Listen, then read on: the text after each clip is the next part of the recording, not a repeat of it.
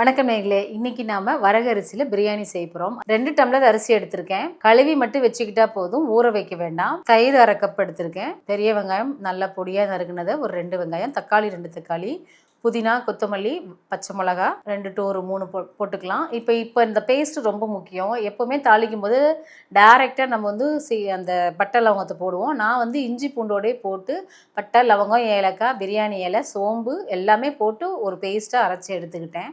நெய் 2 ஸ்பூன் விட்டுருக்கேன். எண்ணெய் வந்து தேவையான அளவு விட்டுருக்கேன். இஞ்சி பூண்டு பேஸ்ட்டை ஃபஸ்ட்டு போட்டு அது கூட கொஞ்சமாக பாதி வெங்காயத்தை அதில் போட்டுக்கலாம். அதோடு அது வணங்கட்டும். கூட கொஞ்சம் உப்பு போட்டுக்கலாம். நல்லா வேகட்டும்.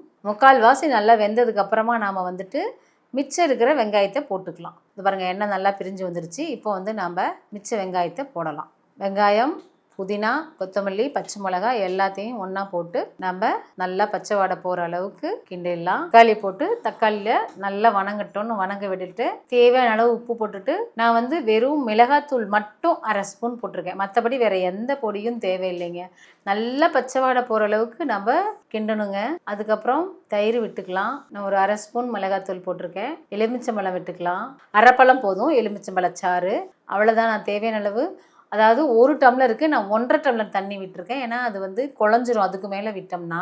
அதனால் 1.5 டம்ளர் தண்ணி போதுமானது. நான் 2 டம்ளருக்கு 3 டம்ளர் தண்ணி மட்டும் விட்டுருக்கேன். உப்பு பார்த்துட்டு நம்ம நல்ல கொதி வந்ததுக்கு அப்புறமா நாம் இப்போ அரிசி போட்டுடலாம். அரிசியை போட்டுருவோம். அரிசி வேகட்டும். தண்ணி நல்லா சுண்ணதுக்கப்புறம் அப்படியே அடுப்பில் வந்து தம்மில் போட்டுடலாம். இந்த மண் பாத்திரம் கெட்டியான பாத்திரம், அதனால் அது உங்களுக்கு வந்து பிரியாணி பதத்துக்கு சூப்பராக கொடுத்துரும். சைடிஷை பொறுத்த வரைக்கும் முட்டையில் கார முட்டை, இது இந்த மசாலாவில் வெறும் உப்பு மிளகாத்தூள் மஞ்சள் தூள் போட்டு கட் பண்ணி வச்ச முட்டைகளை அதில் போட்டு கொஞ்சம் நல்லா ஸ்பைஸியாக ஃப்ரை பண்ணிக்கலாம். அவ்வளோதான். ஃப்ரை பண்ணும்போது பார்த்திங்கன்னா கொஞ்சம் உடையாமல் இருக்கணும், அது முக்கியம். லைட்டாக கிண்டி விடுங்க போதும். முட்டை வறுவல் வித் பிரியாணி ரெடி. வரகரிசியில் பிரியாணி பார்த்துருக்கீங்களா? நல்லா இருக்கா? செஞ்சு பார்த்து சாப்பிட்டு பார்த்து நல்லா என்ஜாய் பண்ணுங்கள். மறக்காமல் கமெண்ட் செக்ஷனில் உங்களுடைய கமெண்ட்டை போடுங்க. இந்த வீடியோ உங்களுக்கு பிடிச்சிருந்ததுன்னா மறக்காமல் சேவ் பண்ணி வச்சுட்டு உங்களோட ஃப்ரெண்ட்ஸ் அண்ட் ஃபேமிலிக்கு ஷேர் பண்ணுங்கள். நன்றி.